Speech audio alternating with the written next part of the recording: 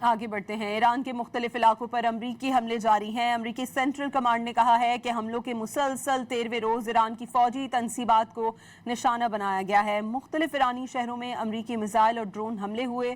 دوسری جانب امریکی حملوں کے جواب میں ایران نے بھی خطے میں امریکی فوجی تنصیبات پر حملے کیے۔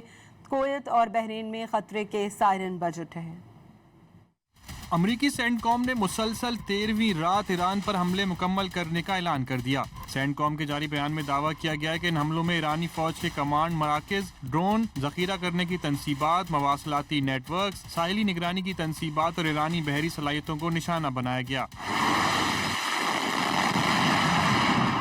ایرانی میڈیا کے مطابق آج صبح بندر عباس، اہواز، امیدیہ، جاسک، کشم، خرم آباد، خنداب، کنارک اور دیگر شہروں میں دھماکے سنے گئے۔ شہر اہواز کے قریب امریکی میزائل حملے میں 4 افراد شہید اور 5 زخمی ہوئے۔ امریکی میزائل حملوں میں خوزستان صوبے کے اندیشمک اور امیدیہ کے اطراف کے علاقوں کو بھی نشانہ بنایا گیا۔ کسی جانی نقصان کی اطلاع نہیں ملی۔ ایران کی نیم سرکاری خبر ایجنسی تسنیم نیوز نے مبینہ طور پر طیارے میں آگ لگنے کی ویڈیو جاری کر دی۔ ملبہ جلتا ہوا گرنے کی اس ویڈیو کے حوالے سے کہا جا رہا ہے کہ واقعے میں امریکی طیارہ تباہ ہو گیا۔ صوبہ کرمان پر امریکہ کا ٹام ہاک کروز میزائل بھی فضا میں تباہ کرنے کا دعویٰ کیا گیا ہے۔ پاسداران انقلاب کے مطابق موسان گاؤں اور کشم جزیرے کے قریب دھماکوں کے بعد کہنوج کی فضاؤں میں ٹوما ہاک میزائل تباہ کیا گیا۔ امریکی حملوں کے جواب میں ایران نے پلٹ کر وار کیا۔ ایران کی جانب سے کویت میں امریکی اہداف پر ایک بار پھر حملہ کیا گیا۔ ایرانی میڈیا کے مطابق علی السالم فوجی اڈے کو ڈرون اور میزائلوں سے نشانہ بنایا گیا۔ بحرین میں ایمیزون کے ڈیٹا سینٹر پر تباہی کی سیٹلائٹ تصاویر بھی سامنے آ گئیں۔ پاسداران انقلاب نے گزشتہ دنوں ایک جدید وار ہیڈ میزائل سے ایمیزون ڈیٹا سینٹر پر حملہ کیا تھا۔ بحرین میں خطرے کے سائرن بھی بجے۔